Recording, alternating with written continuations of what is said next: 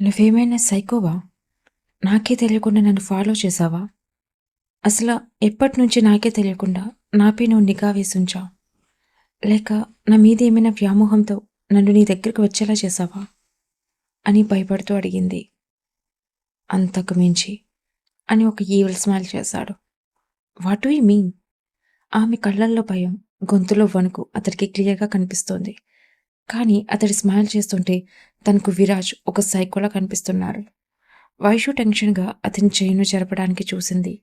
కానీ అతడు తీయనివ్వలేదు ఆమె నడుం మీద నుంచి. సర్ వదలండి అని తడబడుతూ అడిగింది. ఎందుకు నీ గొంతు వణుకుతుంది వైషు? నా చెయ్యి నీకు సౌకర్యంగా లేదా? కానీ ఇది నాకు చాలా సౌకర్యంగా ఉందే. అవును. అంత పెద్ద గదిలో అతని మంచం మీద అలా పడుకోవడం అతడి గ్రిప్‌లో తనకు చాలా అసౌకర్యంగా అనిపించింది. ఎస్ సర్, నాకు అసౌకర్యంగా అనిపిస్తుంది. తనకి కోపంగా ఉన్న లోపల, కానీ మర్యాదగా తనకి చెప్పడానికి ట్రై చేస్తుంది. కానీ విరాజ్ తన కోపాన్ని కూడా పసిగట్టగలడు. ఎందుకు వైషు? నీకు నా మీద ఎందుకింత కోపం? నేను నిన్నేదో బలవంతమే చేసినట్టు ఈ 4 గోడల మధ్య. అతని నోటి నుండి బలవంతం అనే పదం వినగానే వైషు గుండె కొట్టుకోవడం స్కిప్ అయ్యి ఆమె కళ్ళు పెద్దవయ్యాయి. ఇప్పుడు ఇప్పుడు ఆ మాట మీ నోటి నుండి ఎందుకొచ్చింది? అంటే మీ మైండ్‌లో నా పట్ల ఉద్దేశం ఉంది, అవునా? అని భయంగా అడిగింది. హే! నేనేదో సరదాగా అన్నాను. దాన్ని సీరియస్‌గా తీసుకోకు అని తేలికగా అన్నాడు. ఇది సరదా ఏంటసలు? మీరు నా ఫస్ట్ కిస్‌ని కూడా నా ఇష్టం లేకుండా పెట్టుకున్నారు అని ఆమె ఆందోళనగా అన్నది. తనకి పట్టరానంత కోపం వస్తుండగా. అతడు ఎలా ఆమెను ముద్దు పెట్టుకున్నాడో గుర్తుకు వస్తూ ఉంటే. So what? నేను నీ ఫస్ట్ కిస్‌కి అర్హుడినే వైషు. ఎందుకంటే నీపై అన్ని హక్కులు నాకున్నాయి. ఆమె కోపంగా అతడి చెయ్యిని వెనక్కి నెట్టి బెడ్ నుంచి లేచి దూరంగా వెళ్ళింది. చాలింక ఆపండి. మీరు నన్నేదో కంట్రోల్ తప్పి కిస్ చేశారనుకున్నాను. కానీ మీ ప్రతి మాట, మీ ముఖ కవళికల వెనుక ఉన్న తీరు నన్ను భయపెడుతున్నాయి. అతడు చిరునవ్వు నవ్వాడు. ఎందుకు భయపడుతున్నావు? నేనేమి దెయ్యాన్ని కాదే అని అనగా, కానీ మీరు నా దృష్టిలో దెయ్యం కంటే ఎక్కువ అని ఆమె అనుకోకుండా అనేసింది. వాట్? నేనేమి నీకు పరాయివాణ్ణి ఏం కాను. నువ్వు నాకు చెందిన దానివి. ఆమె తన తలని పట్టుకుంటూ ఏదో తన తలని ఫ్రస్ట్రేషన్‌లో పీక్కుంటున్నట్టుగా. ప్లీజ్ మీ వాక్యాన్ని పూర్తి చేయకండి సార్. ప్లీజ్. మీరు డేంజరస్ మాఫియా డాన్ కావచ్చు. నా మీద హక్కుతో ఏది అనుకుంటే అలా నాతో ప్రవర్తించడానికి. దయచేసి గుర్తుకు పెట్టుకోండి. నేను మీకు ఒక సాధారణ కేర్‌టేకర్ మాత్రమే. అంతకుమించి మన మధ్య వేరే ఏమీ లేదు అని ఆమె ఆందోళనగా చెందుతూ మాట్లాడుతూ ఉంటే, విరాజ్ ఆమెకు తిరిగి చెప్పకుండా ఆమెను తీక్షణంగా చూస్తున్నాడు. తను ఏదో ఈ లోకంలోని అత్యంత విలువైన వస్తువు అన్నట్టుగా. నేను వెళ్తున్నాను అని అంది. ఎక్కడికి వెళ్ళేది అని అడిగాడు. మీకు లంచ్ ప్రిపేర్ చేయడానికి అని అంది కొంచెం విసుగైన స్వరంతో. పని మనిషి చేస్తుంది, నువ్వు నాతోనే ఉండు. అతడు అలా అన్నా ఆమె ఎలా ఉండగలదు? ఇంత మితిమీరిపోతుంటే అతడు ఆమెతో, సర్, నేను మీకోసం పని మనిషి కంటే హెల్తీ అయిన ఫుడ్ చేస్తాను. ఒక కేర్ టేకర్గా ఇది నా బాధ్యత అని అంటూ అతని గదిలో ఇంకొక సెకండ్ ఉండకుండా వెళ్ళిపోయింది. అతడు మళ్ళీ ఎక్కడ తనని ఆపేస్తాడు అని. కిచెన్లో వైషు కుకింగ్ చేస్తూ ఉండగా పని మనిషి ఆమెను చూస్తూ ఉంది. నేను మీకు హెల్ప్ చేస్తాను మేడం అని తను అనగా, పర్వాలేదు నేను చేయగలను అని అన్నది ఆమె చూడకుండానే. కానీ ఆమె ఎందుకో వైషుని కొంచెం వింతగా చూస్తుండడం గమనించి తన వైపు తిరిగింది. ఎందుకలా చూస్తున్నారు అని అడిగింది కొంచెం కన్ఫ్యూజన్గా. మీరు వెళ్ళిపోతారని నేను అనుకున్నాను మేడం. ఆమె మాటల్లో ఏదో గమనించింది. అలా ఎందుకు అనుకున్నావు అని డౌట్గా అడిగింది. మీరు విరాట్ సార్ రూమ్ నుంచి కన్నీళ్ళు తుడుచుకుంటూ ఎలా వచ్చారు నేను చూశాను మార్నింగ్‌న. అప్పుడు నేను అనుకున్నాను సార్ మిమ్మల్ని కొట్టి ఉంటారు. ఇంక మీరు ఇక్కడ ఒక్క క్షణం కూడా ఉండరు అనుకున్నాను. కానీ మేడం, మిమ్మల్ని చూస్తుంటే మీకిక్కడ ఉండటం అసలు ఇష్టం లేదని తెలుస్తుంది. కానీ ఎందుకు ఇంకా ఇక్కడే ఉన్నారు నేను తెలుసుకోవచ్చా? అని పనిమనిషి సందేహంగా అడిగింది. దానికి వైషు మనసులో ఇలా అనుకుంది. కనీసం అతడు నన్ను కొట్టి ఉన్నా బాగుండేది ఏమో. కానీ ఆ రాక్షసుడు నన్నేం చేశాడో తలుచుకుంటుంటే ఇప్పటికీ నాకు కోపం తగ్గట్లేదు. ఇప్పటికీ నేను వెళ్ళిపోయి ఉండాల్సింది. కానీ సిట్యుయేషన్ అనేది నా చేయి దాటిపోయింది. మరొక విషయం, అతను నన్నేం కొట్టలేదు. మీ మొదటి రోజే ఏడ్చుకుంటూ అతని రూమ్ నుంచి వచ్చే 6 గంటల్లోనే నాకు చాలా గందరగోళంగా ఉంది లోపల అయితే. మీరు ఈ 3 నెలలు ఎలా అతడితో భరిస్తారు అని. దానికి వైషు కొన్ని సెకండ్స్ నిశ్శబ్దం అయిపోయింది. కానీ మరలా కుకింగ్ చేస్తూ తనని తాను డైవర్ట్ చేసుకోవడానికి ప్రయత్నించింది. కానీ తన వల్ల ఎందుకో కావడం లేదు. నువ్వు నా ప్లేస్లో ఉండి ఉంటే ఏం చేస్తావు అని అడిగింది. కానీ ఆమెకు ఎటువంటి స్పందన రాలేదు పని మనిషి నుంచి. దానికి వైషు సందేహంగా మళ్ళా పని మనిషి వైపు చూడగా అక్కడ విరాజ్ తన పాకెట్స్లో చేతులు పెట్టుకొని ఆమెని తీక్షణంగా చూస్తూ ఉన్నాడు, ఒక రకమైన స్మైల్ ఇస్తూ. వైషు ఎద బిగిసిపోయింది అతడిని సడన్గా అంత దగ్గర నుండి చూడగానే. అతడి లుక్ దాదాపు ఉక్కిరి బిక్కిరి చేసేలా ఆమె కళ్ళలోకి లోతుగా చూస్తూ ఒక సైడ్ స్మైల్ ఇచ్చాడు. ఏంటి వైషు, కనీసం నా స్వీట్ క్లెన్స్ కూడా నువ్వు భరించలేవా అని అడిగాడు, ఏదో అతడి గర్ల్ ఫ్రెండ్ని అడిగినట్టు. మీరు దీన్ని స్వీట్ క్లెన్స్ అనుకుంటున్నారా? కానీ మీరు చూసే చూపు అనేది ఎంత భయంకరంగా ఉందో తెలుసా అని చిరాకుగా అంది కోప్పడుతూ. నాన్సెన్స్. విరాజ్ మండిపడుతూ ఆమె భుజం పట్టుకుని తన వైపుకు తిప్పి వంటగది కౌంటర్ వైపు పించేశాడు. తను భయపడి కళ్ళు మూసుకుంది. అతని వైపు చూసే ధైర్యం చేయలేదు. కానీ విరాజ్ ఆమె భుజంపై అతడి గ్రిప్ను బిగించాడు. ఆ సమాధానం ఏంటి? ప్రతిసారి ఎందుకు నేను నిన్నేదో చేసినట్టు మొఖం అలా పెట్టుకొని చెప్తున్నా అని అడిగాడు సీరియస్గా. కానీ ఆమె అతడు వైపు కూడా చూసే ధైర్యం చేయలేదు. సో వదలండి అని అంది తడబడుతూ. లుక్ ఎట్ మై ఫేస్ అని ఆర్డర్ వేశాడు గట్టిగా. దాంతో ఆమె భయముగా అతని వైపు చూసింది. నువ్వు నేను కిస్ చేసిన దాన్ని మైండ్లో పెట్టుకున్నావా? ఇదే నా ఫస్ట్ కిస్ కూడా. నీకు మాత్రమే కాదు, నాకు కూడా ఫస్ట్ టైం కిస్నే. ఇందాకేంటి తనతో అంటున్నావు? ఏదో చెప్తున్నావే. అసలు నీ జీవితంలో నా అంత హ్యాండ్సమ్ ఉండేవాడిని ఎప్పుడైనా చూసావా అసలు? బయట అమ్మాయిలు అలా ఏడుస్తారో తెలుసా అలాంటి వాడిని తగ్గించుకోవడం కోసం? నాకేం తక్కువ? అందం లేదా, చదువు లేదా, డబ్బు లేదా? ఇప్పటికొచ్చి ఒక్కదాని పక్కన కూడా పడుకోలేదు తెలుసా నేను? నీ కళ్ళు కూడా నాలాంటి వాడిని పట్టలేవు. అతడు పళ్ళు కొరుకుతూ చెబుతూ ఉంటే ఆమె అతని మాటను అది నిజమా అబద్ధమా అనేది పట్టించుకునే అంత ఓపిక లేదు. తనలో భయం మాత్రమే పరిగెడుతూ ఉంది. నిజమే, నాకు నీలాంటి వాడు దొరక్కపోవచ్చు. కానీ ఒకటి తెలుసుకోండి, నీలాంటి వాడు నాకు వద్దు. నీ అందం, డబ్బు, మాఫియా పవర్ కోసం నీ కాళ్ళ దగ్గర ఉండే అమ్మాయిని నేను కాదు అని అంటూ అతడి గ్రిప్ను ఆమె భుజాల నుంచి తొలగించి అక్కడే ఉన్న డిషెస్ను పట్టుకొని ఆమె డైనింగ్ టేబుల్ వద్దకు వెళుతుంది. కానీ అతడు ఎప్పుడైతే ఒక మాట అన్నాడో అది ఆమెను వెనుక తిరిగి అతడు వైపు షాక్తో చూసేలా చేసింది. నువ్వు ఎలాంటి అమ్మాయివో నాకు చెప్పాల్సిన అవసరం లేదు వైషు. నీ వెనక ఎంత డబ్బున్న వాళ్ళు పట్టారో నాకు బాగా తెలుసు. ఎంతమంది నీకు డబ్బులు ఆశను చూపించారో కూడా తెలుసు. వాళ్ళ వైపు నువ్వు కన్నెత్తి కూడా చూడకుండా ఎంతమందిని రిజెక్ట్ చేసావన్నది కూడా తెలుసు. నువ్వు ఒక గోల్డ్ డిగ్గర్ కాదు అన్నది కూడా తెలుసు. నాకు ఇది కూడా తెలుసు, ఎవరో ఒక అబ్బాయి వచ్చి అతని అందంతో నిన్ను మురిపించడానికి చూసినా అతని అందానికి సొంగ కార్చుకునే అమ్మాయివి కాదని తెలుసు. నీ సహాయం చేసే స్వభావం, నీ స్వచ్ఛమైన మనసు, నీ గురించి ప్రతిదీ నన్ను నీ కోసం పిచ్చివాణ్ణి చేస్తుంది. అతడు చెప్పే ఒక్కొక్క మాటకి ఆమె గుండె వేగం అంత వేగంగా కొట్టుకుంటుంది. నా గురించి నీకు ప్రతిదీ తెలుసా అని తడబడుతూ అడిగింది. నీ అంతటి నువ్వే తెలుసుకోవాలి నాకు తెలుసా లేదా అనేది అని ఒక చిరునవ్వుతో అన్నాడు. ప్లీజ్ టెల్ మీ, నీకు ఇంకా నా గురించి ఏం తెలుసు అని అడిగింది. ఇప్పుడు నువ్వు నాకు ఆటో వేస్తున్నావా? నేను నిస్సారన్న విషయమే మర్చిపోయావా ఏంటి అని అతడు బేస్ వాయిస్తో అడిగాడు. నో సార్, నాకు కొంచెం టెన్షన్ వస్తుంది, నా కోసం మీకు ఎంతగా తెలుసు అని.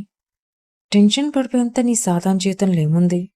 ఏదో కేఫ్ రన్ చేస్తూ ఉంటుంది మీ అమ్మ. ఈ నర్స్ డ్యూటీ ముగించాక ఫ్రీ టైంలో నువ్వు వెళ్ళి మీ అమ్మకి హెల్ప్ చేస్తూ ఉంటావు అని సింపుల్గా అన్నాడు.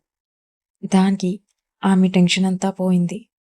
అతడికి కేవలం అంత మాత్రమే తెలుసు, అంతకుమించి ఇంకేమీ తెలియదు ఆమె గతం గురించి అనుకుంటూ. అవును, నాది ఒక సాధారణ జీవితం అని అంటుంది. కానీ ఆమె మాట, ఆమె చూపు అతడికి తేడాగా అనిపించింది. కానీ అతడు పట్టించుకోలేదు. సరే గరా, నాకు ఆకలేస్తుంది అని అతడు వంటగది నుండి డైనింగ్ ఏరియాకు వెళ్ళాడు. ఆమె కూడా అతడిని ఫాలో అయ్యింది. సమయం రాత్రి దాటివేయబడింది. విరాజ్ మంచం మీద వెళ్ళకిలా పడుకొని ఉన్నాడు, వైషు ఫేస్ని కన్నార్పకుండా చూస్తూ. ఆమె అతడి పల్స్ చెక్ చేస్తూ ఉండగా, సార్ దయచేసి నన్ను అలా చూడకండి, ఇది చాలా అసౌకర్యంగా ఉంది అని అంది ఇబ్బందిగా. నేను చూసేది నీ అందమైన ఫేస్ మాత్రమే, నీ మెడ కింద కాదు. అతని మాటకు వైషు తన పెదాలను ఒకదానితో ఒకటి సన్నగా బిగించి ఇంక ఏమనలేకపోయింది. కానీ నిట్టూర్చి అక్కడి నుంచి వెళ్ళిపోబోతుండగా విరాజ్ ఆమె మణికట్టును పట్టుకున్నాడు. నేనేమీ పారిపోవడం లేదు అని అంది. నాకు తెలుసులే కానీ ఇక్కడ కూర్చో అని అతను లోతైన శ్వాసతో అన్నాడు, చిన్నగా అడుగు వేసినట్టు. దానికి ఆమె మంచం చివరన నిశ్శబ్దంగా కూర్చుంది. నా ఫ్రాక్చర్ హ్యాండ్ ఎప్పుడు పూర్తిగా నయమవుతుందో నువ్వు గెస్ చేయగలవా? ఆమె అతడి చేయిని చూస్తూ, ఇది నయం కావడానికి కొన్ని అతడు మధ్యలో మాట్లాడాడు. నెలలు పడుతుందా? ఆమె తల అడ్డంగా ఊపుతూ, లేదు, ఇప్పటికే 2 వారాలయ్యింది నీకిలా అయ్యి. ఇది కూడా చిన్న ఫ్రాక్చర్ మాత్రమే. దానికి అతడు సర్ప్రైజ్ అయ్యాడు. నీకెలా తెలుసు ఇది జరిగి 2 వారాలయ్యిందని? నేను మీ రిపోర్ట్స్ని చెక్ చేశాను. ఐ సీ అని విరాట్ చిన్నగా అన్నాడు. ఇంకొక వారంలో మీ చేయి పూర్తిగా నయమైపోతుంది. అప్పుడు మీకు నా అవసరం అనేది ఉండదు. దానికి అతడు అతడి కళ్ళను చిన్నగా చేసి ఆమె వైపు చూస్తూ, ఓ, ఈ ఒక్క వారం మాత్రమేనా ఇంకా నువ్వు నాకు ఇలాంటి సర్వీసెస్ చేసేది అని అడిగాడు. దానికి ఆమె అవును అన్నది. మరి ఆ తర్వాత అని అడిగాడు. కండిషన్ ప్రకారం మిమ్మల్ని 3 నెలలు ఒక కేర్ టేకర్గా I will take care of you అని అంది. దానికి అతడు మరింత సూటిగా ఆమె వైపు చూస్తూ, ఆ తర్వాత ఏంటి మరి అని గుచ్చి గుచ్చి అడుగుతున్నాడు. ఆమె శ్వాస తీసుకునే వేగం పెరిగింది. మనసులో ఇలా అనుకుంది, ఆ తర్వాత నేను ఇక్కడి నుంచి వెళ్ళిపోతాను అతడిని వదిలేసి. అంటే అతడు ఎలా రియాక్ట్ అవుతాడు? దేవుడా, నన్నేం చేయడు కదా వీడు అని ఎందుకు ఇన్ని ఇప్పుడు అడిగేస్తున్నాడు, నాకు టెన్షన్గా ఉంది అని ఆమె ఆలోచిస్తుండగా, ఆన్సర్ మీ అని అన్నాడు. కానీ అంతలో అతడి ఫోన్ రింగ్ అవ్వడం స్టార్ట్ అయింది, అతడిని డిస్టర్బ్ చేస్తూ. అతడు ఏకాంత సమయాన్ని డిస్టర్బ్ చేసినందుకు అతడు కాల్ అటెండ్ చేసి అరిచాడు, హుదా హెక్ అని కోపంగా. కొన్ని క్షణాల్లోనే అతడి పెదవులపై ఒక ఈవిల్ స్మైల్ వచ్చింది, అవతల సైడ్ ఉన్న వ్యక్తి ఏం మాట్లాడుతున్నాడో విని. గుడ్, నేను వస్తున్నాను అని కాల్ కట్ చేశాడు ఆమె వైపు చూస్తూ. ఆమె అతడు వెళ్ళిపోతున్నాడు ఏమో అనుకుని లోపల హ్యాపీ అయ్యింది. లెట్స్ గో అని అతడు పైకి లేచి ఆమె చేయి పట్టుకున్నాడు. నేను ఎందుకు మీ కూడా అని ఆమె తడబడుతూ అడిగింది. నీకోసం ఒక గిఫ్ట్ ఆర్డర్ చేశాను, అది నీకోసం ఆనందంగా నా బేస్మెంట్లో వెయిటింగ్ చేస్తుంది అని అదొక రకంగా అన్నాడు. అతని వాయిస్లోని ఆమెకు ఒక రకమైన చెడు జరగబోతుందన్న సూచన అందింది.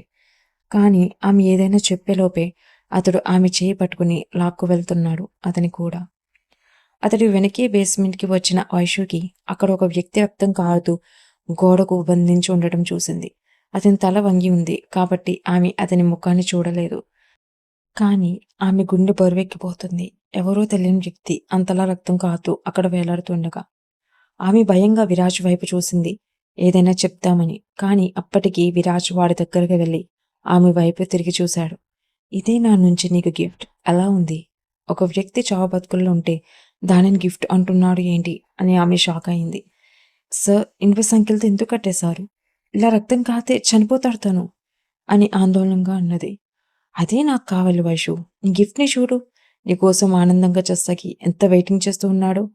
ఆమె తల అడ్డంగా ఊపుతుంది. సార్, దయచేసి అతన్ని చంపకండి.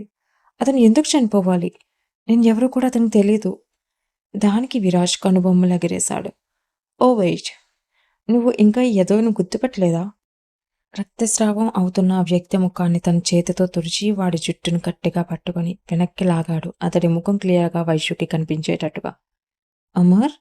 ఆమె భయపడి అతడి పేరుతో సహా అతడిని కాకేసింది, అతడిని గుర్తుపట్టగానే. కానీ ఆమె మాటకు అతడు స్పందించేంత స్టేజ్లో కూడా లేడు. కనీసం ఆమె వైపు చూడటానికి కూడా అతనికి చూపు సరిపోవడం లేదు. అంతలాగా అతనిని కొట్టి ఉన్నారు ముందుగానే. అతడు కేవలం రక్తస్రావంతో ఎప్పుడు ప్రాణాలు పోతాయో అన్నట్టుగా ఉన్నాడు.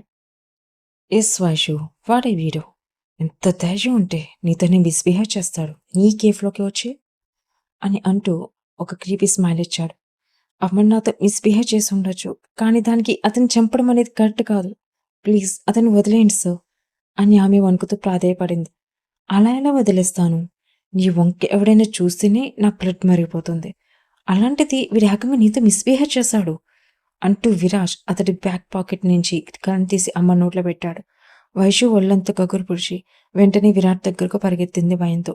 ప్లీజ్ సార్, ప్లీజ్, మీరు ఏదైతే చేస్తున్నారో అది తప్పు, ఒక మనిషి చంపే హక్కు మనకు లేదు అని అతడిని బ్రతిమాలుకుంటుంది. కుదరదు అని గంభీరంగా అన్నాడు. మీకు ఇలా రియాక్ట్ అవ్వడానికి మీకు అసలు హక్కే లేదు. నన్ను ఎవరు టచ్ చేస్తే మీకేంటి? నేనేం మీ దానిని కాను, అతన్ని వదిలేయండి అని అతడిని కాపాడుకోవాలని ప్రయత్నిస్తుంది. కానీ విరాజ్ ఒక్కసారిగా గర్జించాడు. నోర్మొయ్, నువ్వు నా దానివే. ఇంకొక్కసారి నాకు వ్యతిరేకంగా వాగవంటే ఇంకా తర్వాత మామూలుగా ఉండదు నీకు ఇప్పుడే తెలియాలి. నిన్ను నేను తప్ప ఇంకెవరైనా టచ్ చేస్తే వాళ్ళని నేనేం చేస్తాను అని అంటూ ఒక్కసారిగా అతడు కోపంతో అమర్ నోట్లోనే షూట్ చేశాడు. ఒక్క క్షణంలో అమర్ అతడి ప్రాణాలను కోల్పోయాడు వైశ్య కళ్ళ ముందే. మర్డర్ చూసిన ఆమె ఏడుస్తూ కుప్ప కూలిపోయింది ఆ మృతదేహం ముందే. తన నోటిని తన చేతితో కవర్ చేసుకుంటూ ఏడుస్తుంది. దానిని అలా చూస్తూ విరాజ్ ఒక ఈవిల్ స్మైల్ చేసి కిందకి వంగాడు. ఆమె హైట్ లెవెల్ వరకు ఆమె భుజంపై అతని రక్తపు చేతులను ఆనిస్తూ, నీ అందమైన కన్నీళ్లను ఇలాంటి ఒక ఎదవ కోసం వృధా చేయకు అని అతడు ఆర్డర్ వేశాడు. ఆమె కన్నీటి కళ్ళతో చూస్తున్న ఆమెకు అతడు ఒక భయంకరమైన రాక్షసుడిలా కనిపించాడు. తప్పకుండా అతడు ఒక సైకో. ఆమె మీద వ్యామోహంతో ఏది పడితే అది చేస్తున్నాడు తనని దక్కించుకోవడం కోసమని తనకు అర్థమైపోయింది ఆ క్షణంలో. Girl stop crying. నీ పరిస్థితిని నేను అర్థం చేసుకోగలను. ఒక నర్స్గా నువ్వు అతడిని నా నుంచి కాపాడాలనుకున్నావు. కానీ ఒక మాఫియాగా నేను అతడిని చంపాలనుకున్నాను. మన ఇద్దరు ప్రొఫెషన్స్ వేరు. నువ్వు కాపాడాలనుకునే దానివి, నేను చంపాలనుకునేవాణ్ణి అని చాలా సింపుల్గా చెప్పాడు. లేదు, నువ్వు కేవలం ఒక మాఫియా డాన్ మాత్రమే కాదు, నువ్వు ఒక సైకోవి. నీకు అసలు హృదయమే లేదు అని ఏడుస్తున్నది. అరే, అలా ఎలా చెప్పేశావే నాకు హృదయమే లేదని? అయినా నీకు తెలియకుండా ఎలా ఉంటుందిలే. నువ్వేగా నా హృదయం దోచింది. సరే పద, మన బెడ్రూమ్కి వెళ్దాం అని అన్నాడు చిరునవ్వుతో. లేదు, అది నా బెడ్రూమ్ కాదు. అతడి నోటి నుంచి శ్వాసను బయటకు వదలాడు, ఏదో ఆమె మళ్ళీ మొదలెట్టింది అన్నట్టు. నువ్వు ఒప్పుకున్నా ఒప్పుకోపోయినా అది మన ఇద్దరి బెడ్రూమ్ అని అంటూ ఆమె చెయ్యి పట్టుకొని ఆమెను అతడి కూడా బలవంతంగా లాక్కు వెళ్తున్నాడు. ఆమె ఎంతగా రాను అని అంటున్నా. ఆ తర్వాత ఏం జరగబోతుంది? అతడికి ఆమెకి మధ్య అసలు ఎటువంటి పరిణామాలు సంభవించబోతున్నాయి? మలుపుల మీద మలుపులతో సాగే ఈ సస్పెన్స్ థ్రిల్లర్ తదుపరి భాగం త్వరలో మీ ముందుకు.